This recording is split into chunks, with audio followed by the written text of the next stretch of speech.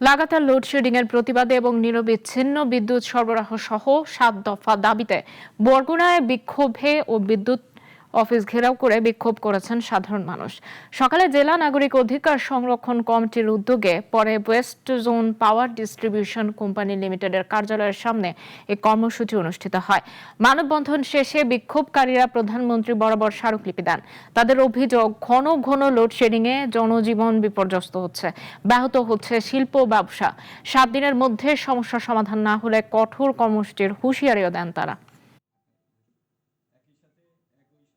আমাদের টাকায় কেনা আমাদের মিটার আমরা ব্যবহার করব, সেই মিটারে আমরা বিদ্যুৎ বিভাগকে কোনো ধরনের ডিমান্ড চার্জ দেব না।